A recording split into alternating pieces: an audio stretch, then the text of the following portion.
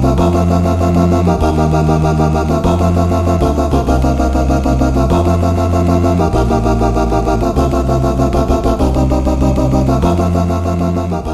many people, myself included, their first exposure to the character Captain Falcon was the Super Smash Bros. Series, and I wouldn't blame you for thinking that's where he came from.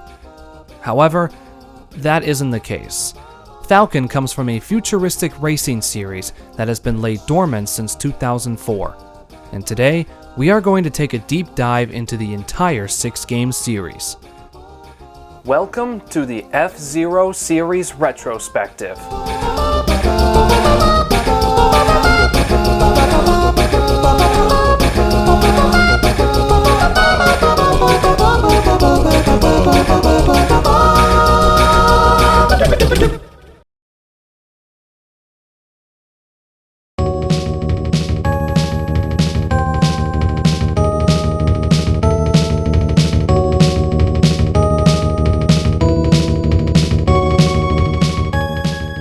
F-Zero is a series of high-speed, zero-gravity, futuristic racing games released between 1990 and 2004, starting on the Super Nintendo and ending on the Game Boy Advance.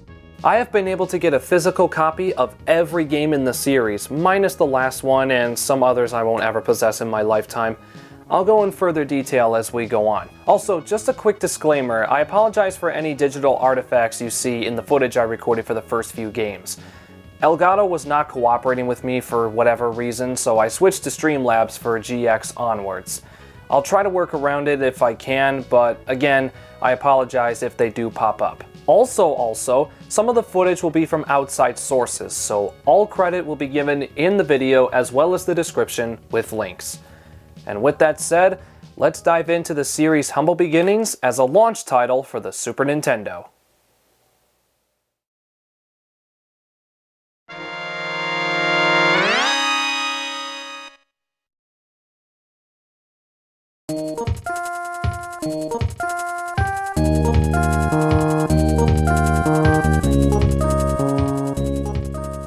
The year is 1990. The Super Famicom has just launched in Japan. Soon after, the Super Nintendo Entertainment System launched worldwide between 1991 and 1992. In North America, the console launched on August 23rd. A whopping 5 games were released on that day: SimCity, Gradius 3, Pilot Wings, Super Mario World, and F-Zero. F-Zero was one of the first games on the system to incorporate Mode 7. Mode 7 allows background layers to be rotated and scaled on a scanline to scanline basis, creating the many different effects you see in most Super Nintendo games, like falling off the track in Super Mario Kart. This is a basic example of Mode 7, courtesy of Wikipedia. Now, this graphical mode was a huge selling point for the system. Even Nintendo Power and other big-name magazines were promoting it. But we're not really interested in the mode itself.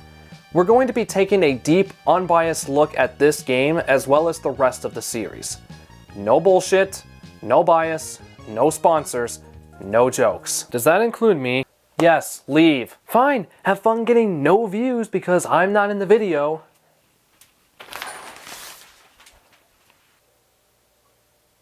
Anyway, let's dive into the original F-Zero and see what's in store.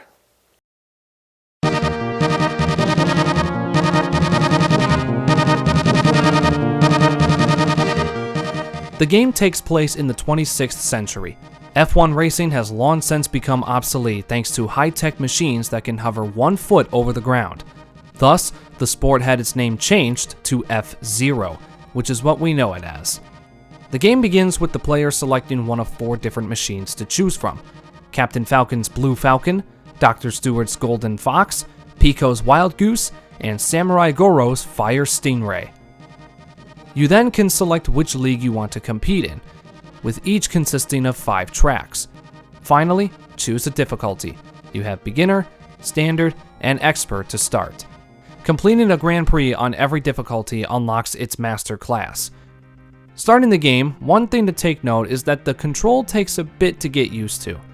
Once you do though, pulling off consecutive tight corner turns feels so good. About 10 seconds into every race, you will encounter NPC machines that will do whatever they can to prevent you from winning the race. It reminds me of the Namco arcade game Pole Position, where you have to evade other racers after the race starts. And in that game, that's a lot easier said than done. The goldish ones can get really annoying, and the flashing ones will explode if you make contact, causing your energy to deplete. Your machine needs energy in order to function. If you run into the walls or other machines, you slowly lose energy. You can refill the bar by driving on this flashing area. A ship will hover over your machine and replenish your energy. If you run out of energy or fall off the track, your machine explodes and you lose a chance. There's no Lakitu to respawn you. If you lose all of your spare machines, it's game over and you have to start the Grand Prix all over again. You can get more machines by reaching score thresholds. Your score each lap is based on your position in the race. Every 10,000 points nets you an extra life. The goal of the game isn't necessarily to win, as there is no point system. Instead, you just need to finish third or better in order to move on to the next track in the Grand Prix. What I like about the different machines is that they each have unique stats that provide variety and challenge. For example, the Fire Stingray takes forever to get up to top speed, but once you get there and maintain it, you go flying. The Blue Falcon is a nice middle ground in this game, a balanced machine perfect for newcomers. Completing each lap also gives you a boost you can use by pressing the A button. Boosts in this game are kind of like timeouts in football, in that you can have up to 3 at once, and you need to use them wisely. Knowing when to boost is key to success.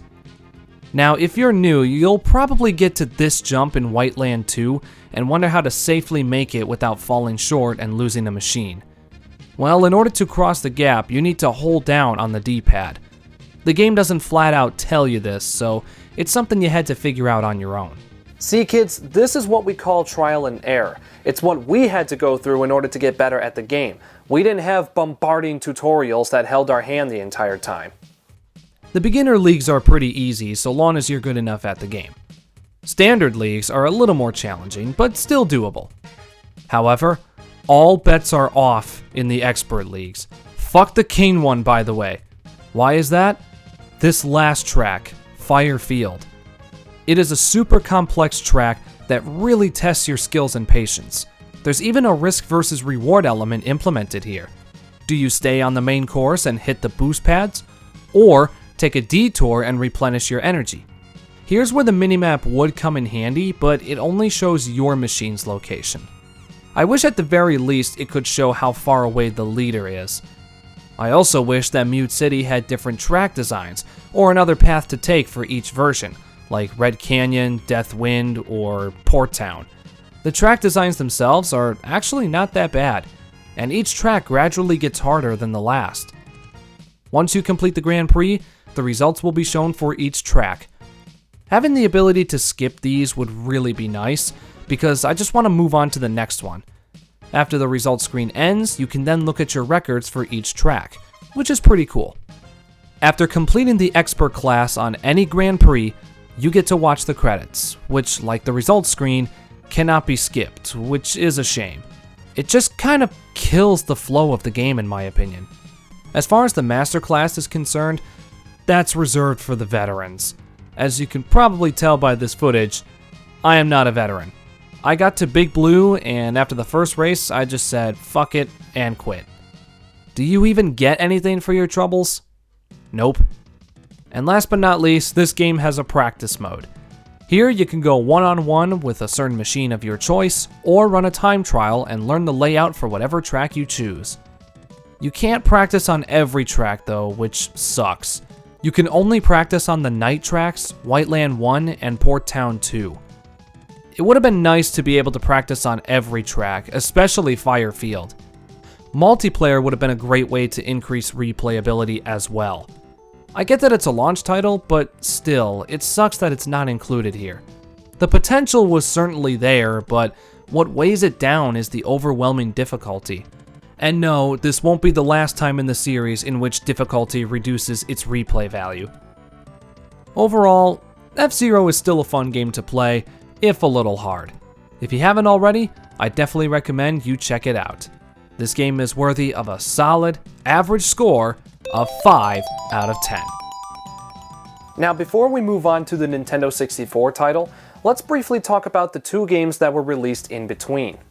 BS F-Zero Grand Prix 1 and 2 were both released in 1996 and 1997 respectively for the Satellaview, a satellite-based expansion for the Super Famicom. Both games featured updates to the first game, including control tweaks, new machines, and new courses. There really isn't much else to say. They're just the original F-Zero, but with more stuff.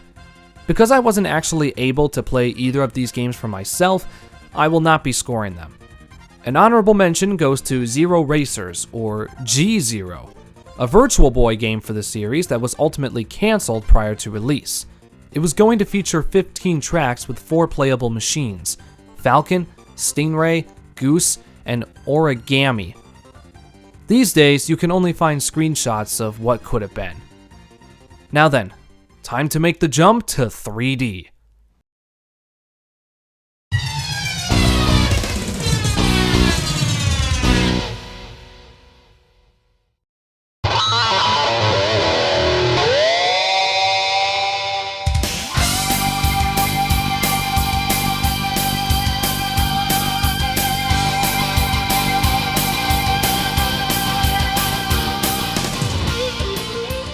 The hiatus was over.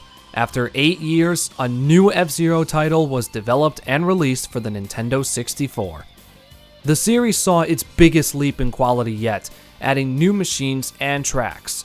There are now 30 machines to choose from in this game, and 24 tracks spanning across 4 Grand Prix consisting of 6 tracks each, with 22 original tracks, Port Town 2 from the SNES title, and Rainbow Road from Mario Kart 64, reducing the lap times on that track significantly. It took forever in Mario Kart 64 to complete 1 lap. Add to that refined controls, and you have yourself another instant classic. However, there is one last main selling point, one that makes this game stand out from the rest of the racers at the time. Zero gravity. Yes, before Crash Nitro Kart, Sonic Riders, and even Mario Kart, Nintendo opted to incorporate anti-gravity into the course designs, allowing them to be much more diverse. The series was called F-Zero for a reason. In addition to all the new features, the game also introduces some quality of life improvements to previously established mechanics. You could now KO other racers by strafing or spinning into them to damage and eventually wreck their machine, giving you a KO point. Every 5 points granted you an extra machine. Which reminds me, the arcade score is gone. In its stead is an actual points system. You no longer needed to finish a race in 3rd or better. You could finish a race and move on. The goal is to net the most points in the Grand Prix. The boost is now tied to your machine's energy. After you complete lap 1, you'll be granted the ability to boost by pressing the B button. With the boost being tied to the energy bar, there was now a risk factor that made boosting not as broken as it was in the first game. Multiplayer is now a thing in this game, and it's optimized to allow up to 4 players. I don't have any friends to play this game with me, so enjoy footage from the idle demonstrations. This game is able to run a consistent 60 FPS frame rate, but at a cost. Because of all the sacrifices taken to accomplish this as a result of limited hardware, everything takes place in Silent Hill. The draw distance had to be immensely dialed back so the frame rate could stay the same with all 30 machines running at the same time. Even with this compromise, this is still one of the most gorgeous looking games on the N64. This game now splits practice mode and time attack into their own separate modes. An unneeded change, but a welcome one nonetheless. New to F-Zero X is the Death Race.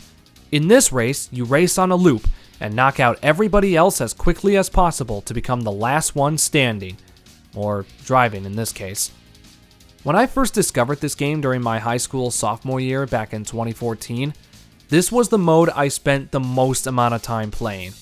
And then we have the X Cup, unlocked by completing the other 4 cups on Expert. This is a Grand Prix that consists of 6 randomly generated tracks. That's right, No two tracks are the same in this cup.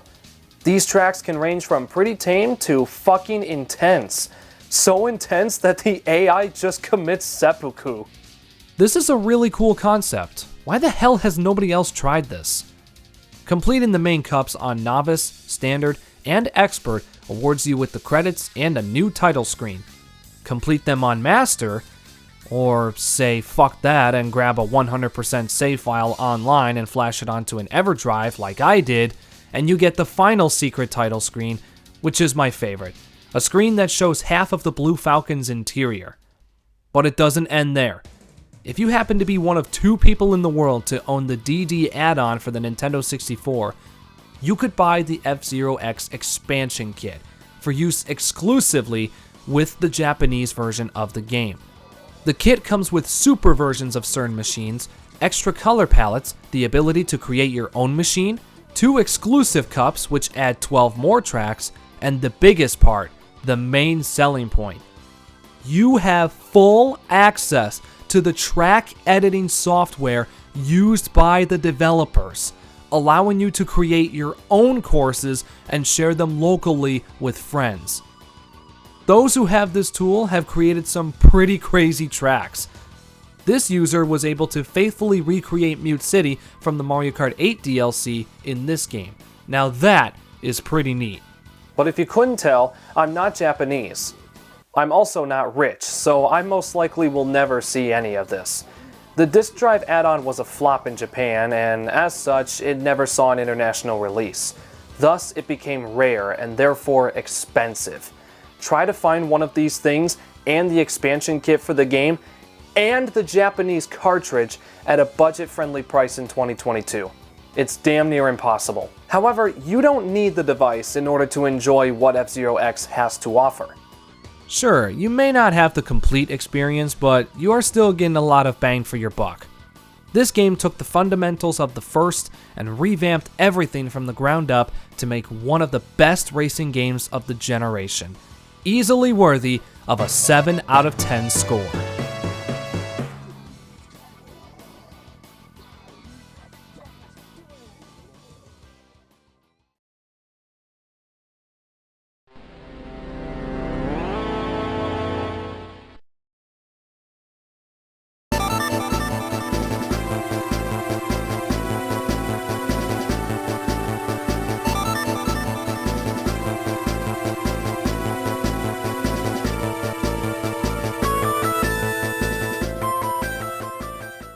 Fans wouldn't have to wait that long for another game after X. In 2001, the third main installment in the series was released for the Game Boy Advance.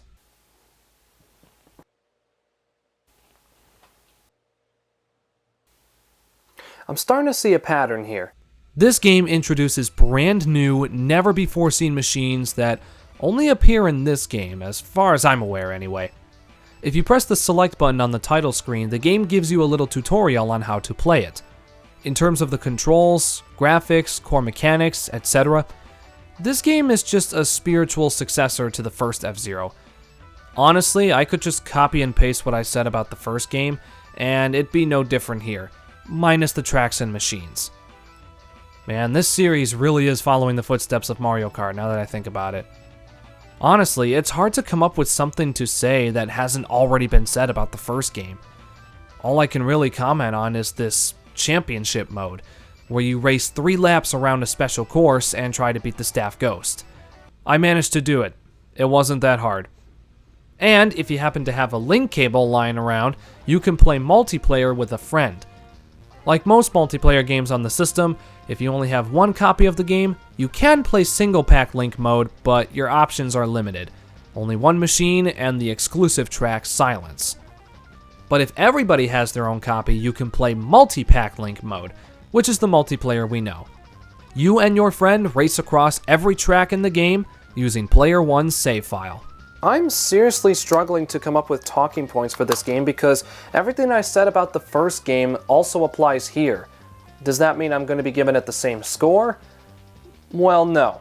The 2 games are relatively the same, yes, but keep in mind, one game is on a home console. The other is on an inferior handheld. Not to mention, in this game, You have to bend over backwards in order to unlock the Blue Falcon. That's right, you don't get to start with the most iconic machine in the entire series. 3 out of fucking 10. Well, we are officially halfway through the series retrospective. If you're still here and enjoying the video so far, then please drop a like down below and consider subscribing to the channel. It'll help push this video out to more people. Okay, now that we have all of that out of the way, let's continue blitzing through F-Zero.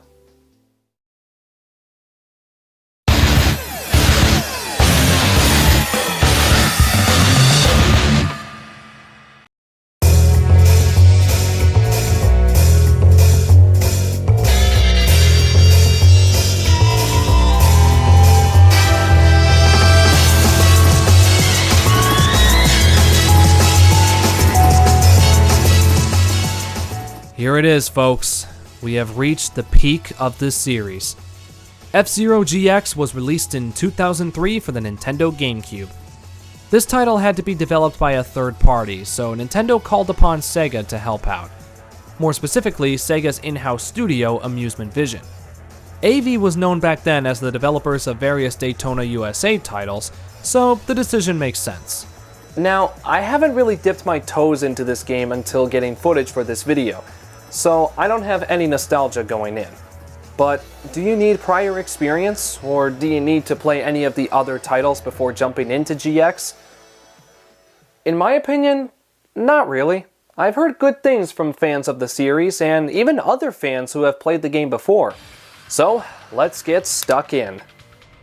Let me start by saying that we have a heap of different options here. All of the standard stuff we're used to seeing in these games are all here and accounted for. This is also the first game in the series to give you the choice between 4:3 and 16:9 aspect ratios. Combine that with Wii component cables from HD Retrovision and top-notch upscalers like the RetroTink 5X, and you have the best looking game in the entire series. Every location looks so good, man. It's amazing to see developers really test the limits of the system. And the fact that this game is on the GameCube means it no longer takes place in Silent Hill. It looks great, and the pilots in every machine are fully animated, which is incredibly impressive, especially at the time. The Grand Prix mode includes 21 brand new tracks split into 5 cups. The 5th and final Grand Prix can be unlocked by purchasing 5 tracks from AX. More on that game later. After completing each Grand Prix, you'll earn tickets which you can then use to purchase all the unlockables in the game, including machines, parts, remixes of the original Mute City and Big Blue pieces, and chapters 2 through 9 of the game's main story. Yes, this game has a story mode, in which you play as Captain Falcon and complete missions to become the Grand Prix champion of the Overworld and the Underworld. One thing you should note, if you want to play through the story, you better be really good at the game, because holy shit. The first chapter isn't that bad, but once you get into chapter 2, all bets are fucking off. Man, this game really loves to test your patience. It should be worth noting that the music in these cutscenes is really good, particularly the music for chapter 3. However, none of the music in these cutscenes were ever released in any form of media, like CDs or Spotify or whatever. This led to fans within the community recreating most of these songs to the best of their ability, and a lot of them did a really good job. So, for those who contributed towards giving these songs new life, hats off.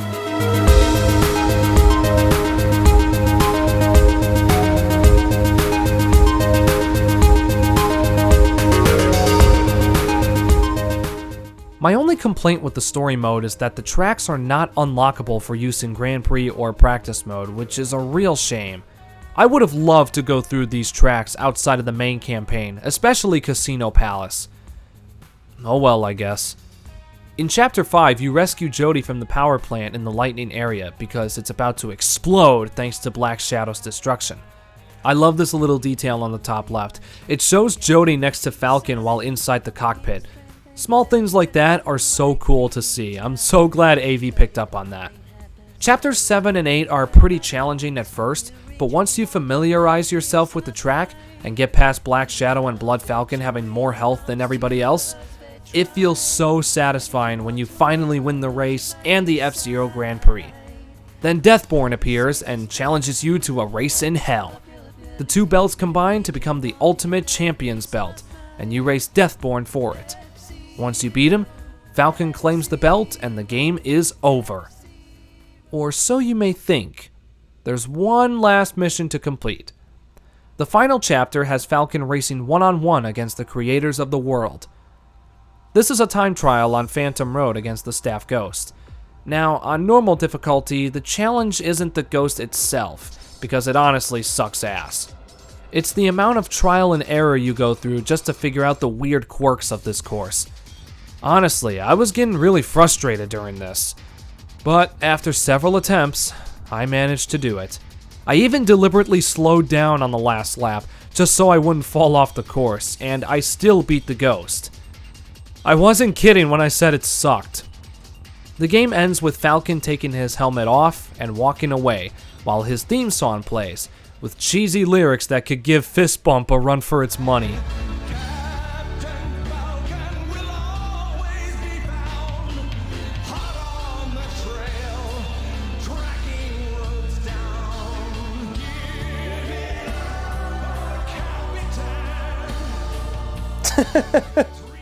Sorry, it's just so funny. They're the kind of lyrics I would expect from Daiki Kasho, one of the co-composers of this game's music, who is also known for his Gran Turismo songs. So that explains the cheesy lyrics. Still makes me laugh no matter how many times I listen to it. Now, I mentioned earlier that you can purchase parts in the shop. What does that mean? Well, do you remember the custom machine feature in the expansion kit for X? In this game, it's a standard feature.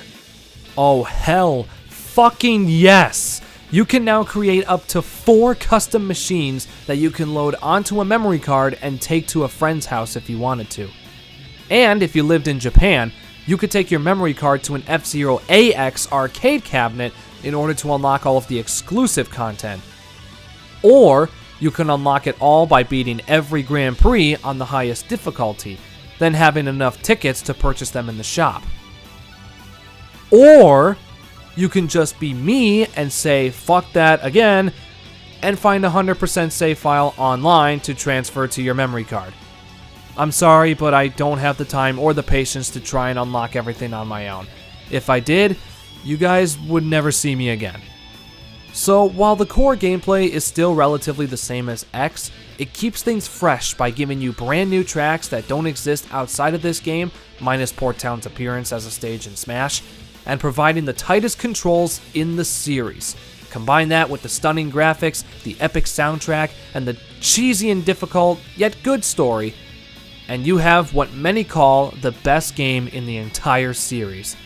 If there ever is a future title, it will never meet the quality and impact this game had.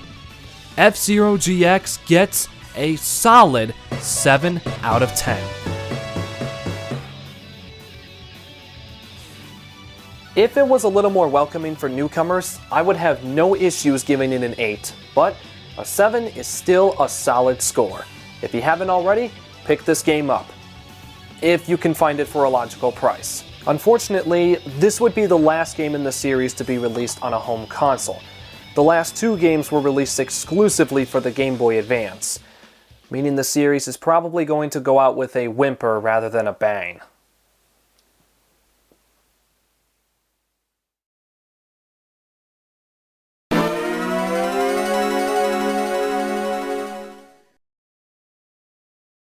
Before we dive too deep into this game, I'd like to briefly talk about the anime, because that's what GP Legend is based on. Yep, F-Zero had an anime that lasted 51 episodes, each following a set plotline. A young racing superstar named Ryu Suzaku was chasing Zoda one night before being murdered by the criminal. He wakes up 150 years in the future and becomes a member of the Elite Mobile Task Force. Along the way, he gets to know Falcon better, and finds out that his fiancée, Haruka Misaki, was also resurrected as Miss Killer. I won't say any more about the story, as I highly encourage you to check out the anime for yourself. It's on YouTube right now. I thought it was really good. Every pilot is accounted for, with each episode revolving around either one or two of them. It is unironically one of my favorite anime of all time, right up there with Kill la Kill. I can't recommend it enough. And for any Smash fans out there, there is one Falcon Punch. But I'm not telling you when it happens. Watch the anime and find out. Alright, now let's talk about the GBA tie-in. Yep, the Mario Kart pattern ends here.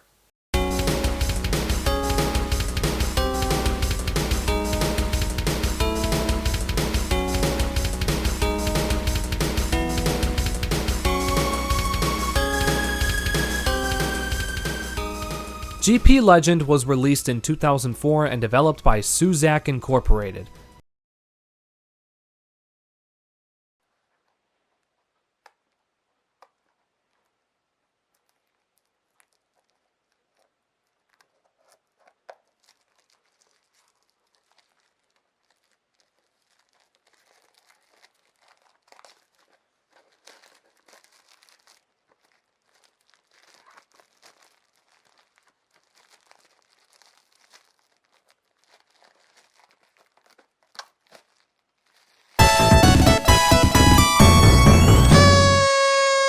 The basic premise of the story mode is that you have a choice of 8 different pilots, each with 5 missions you need to complete. Your choices are Rick Wheeler, which is Ryu's English name, courtesy of our good friends from Fabox, Captain Falcon, Jodie Summer, Jack Levin, Samurai Goro, Lisa Brilliant, Black Shadow, and Zoda. These missions are rather easy to complete. The only real challenge is getting used to how each machine controls.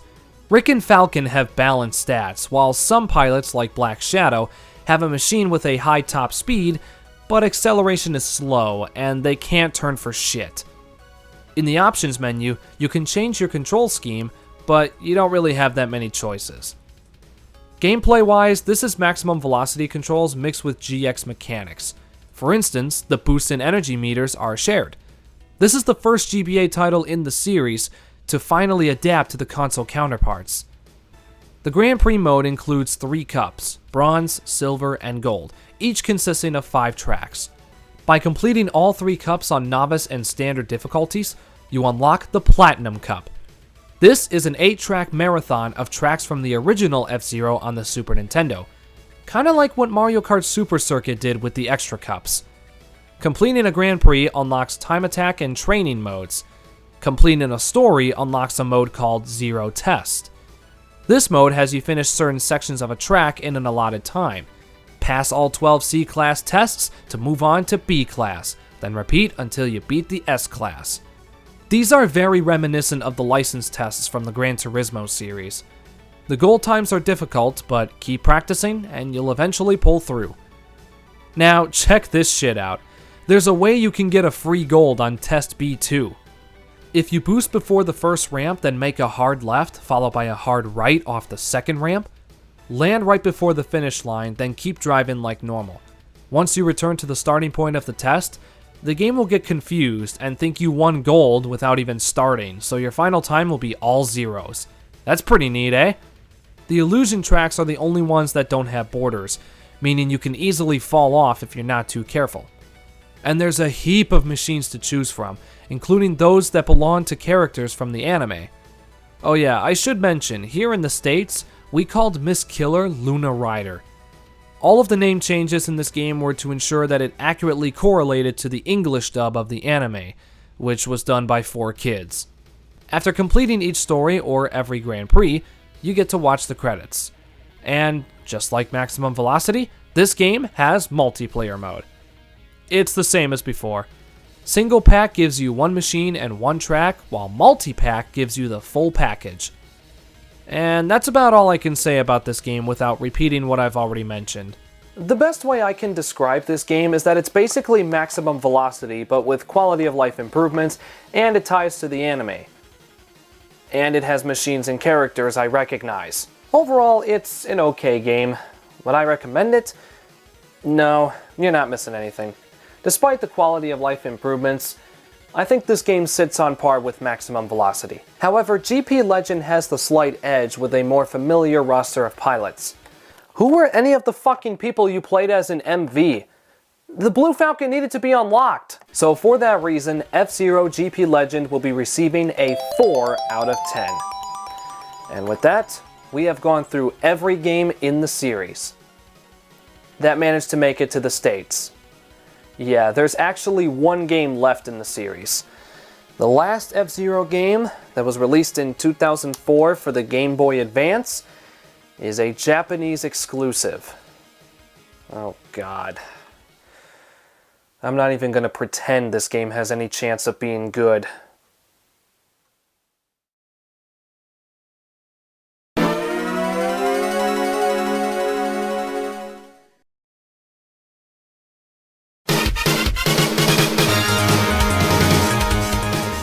We have now reached our final destination in the Retrospective. This game fell into obscurity due to the lack of units that were sold in Japan. As a result, it never got an international release. This is where my Easy Flash Omega comes in. You see, I don't have a physical cartridge of Climax because prices for the damn thing are... What?! Yeah, I'm not even gonna try to touch that. So I'll be using this flash card in order to record the footage. As an added bonus, I'll also be playing an English patched version, so I won't have to worry about learning another language. Anyway, let's dive into F-Zero's coup de grace. Like GP Legend, Climax was released in 2004 and developed by Suzak Incorporated. At first, I thought this would be the sequel to GP Legend that us American players never got the chance to own. Instead, however, it's just a regular F-Zero game with pilots from the anime. You've got your Grand Prix, your time attacks, your multiplayer links, or communication, as that's what this game calls it, your track editors. Wait, a track editor? Yes, for the first time since the F-Zero X expansion kit, we can create our own track using the same editor the devs used. I actually used this to make Rainbow Road from Super Mario Kart. This is a prototype. Alright, let's get into the real meat of this game. The Grand Prix mode is your standard stuff. We have 3 cups, each consisting of 5 new tracks set in the same set pieces as GP Legend, which is a bit lame, but I guess there's no need to fix what wasn't broken. I just wish we could have gotten at least 1 or 2 new worlds to race in. Completing every cup on Novice and Standard unlocks the Platinum Cup, which consists of 8 tracks from the original F-Zero, but with extended paths for the first 5 tracks. Sand Ocean, White Land 2, and Firefield are all the same, unfortunately. It's just weird. Why would they add a new twist to the old tracks if they're not going to apply it to every track in the cup? It leaves me scratching my head, wondering why they stopped doing that just past the halfway mark. Maybe it was to meet the release deadline, we may never know. What I do know is that this game brings back the Master difficulty, which you unlock after beating every cup on every prior difficulty. Once you've had your fun in the Grand Prix mode, you can partake in the new Survival mode. This mode consists of 4 different modes you can choose from. Tour, Challenge, and Battle are all available from the start, and you can unlock Violence mode. These challenges are fucking brutal, man. But if you manage to pull through, you're rewarded with a character profile of the pilot you chose, as well as a chapter in the anime storyline. All 51 episodes can be unlocked as chapters in this game at random by completing survival challenges. This is kinda pathetic. Why don't we get to just play through the events of the anime in a dedicated story mode, like in GP Legend? A huge missed opportunity here, if you ask me. This game is a bit of a letdown, and honestly, is not worth tracking down if you happen to have over $100 lying around somewhere. It just doesn't really have anything new here. As a result, this series went out not with a bang, but a whimper. F-Zero Climax gets 3 out of 10. I guess the only thing here that could bring you back would be the track editor, but even then, I don't think I'll be revisiting this title anytime soon.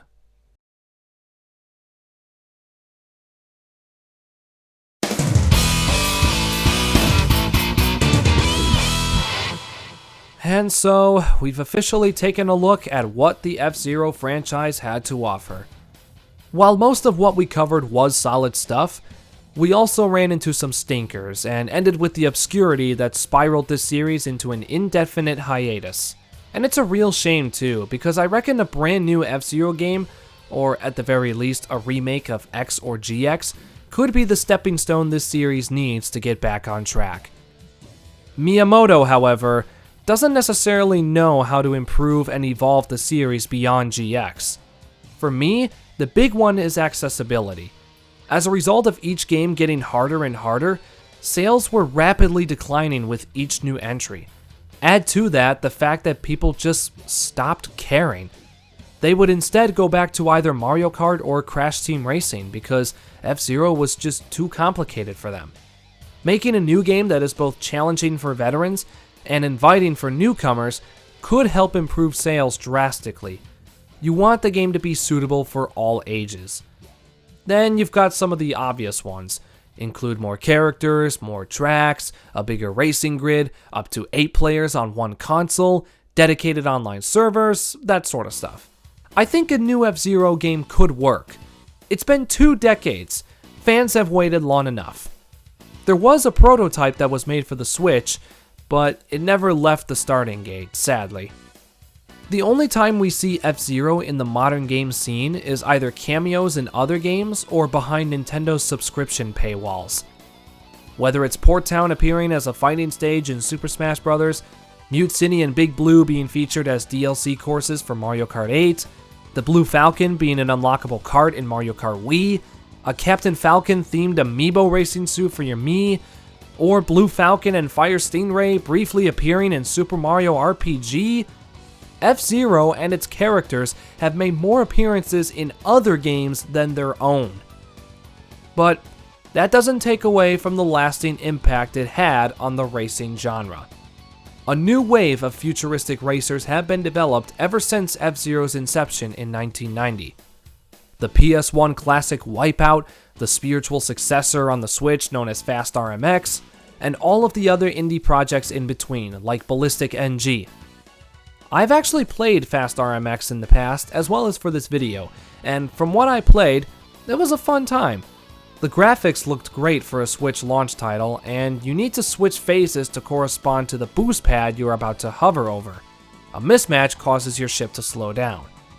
The control was a bit tricky, but it didn't take long to get used to it. I didn't spend too much time with this game, so I won't be scoring it, but I will be sure to come back to it in the near future. Definitely pick it up at the eShop if you haven't already. There are plans for a sequel, and I'm all for it. And with the upcoming Aero GPX, which has a free demo on Steam as of the writing of this script, man, the future of futuristic racing has never looked brighter. But with that, the F-Zero series retrospective is complete. This video was kind of new for me, as I've never looked at an entire series in one video. But F-Zero was at the top of my list for such a video, as it's a series I've always wanted to dip my toes into, having not grown up with any of the games. So I figured this would be a great way to go through the entire series and see what I missed. If you would like me to do more videos like this for other series, like Klonoa for instance, let me know by leaving a comment down below. I won't be answering a question this time because this video is already long enough as it is, but next time I will. I promise. Anyway, I'm now going to take a short break for the holidays because I feel like I deserve one after putting this video together. So the next time you see me will most likely be in 2023, unless I stream at some point before the new year. So for now, I hope you enjoyed this retrospective of the F-Zero franchise and the seeds it planted for other futuristic racers to come. If you did, hit that like button to leave a like, subscribe to the channel, and share the video around with all of your friends. And consider backing the channel on Patreon for as little as $1 a month if you think I earned it. The page will be linked down below along with all the resources used in this video. And with that, my name is JuniorNitro. Thank you guys for watching this video, and I'll see you in the next one.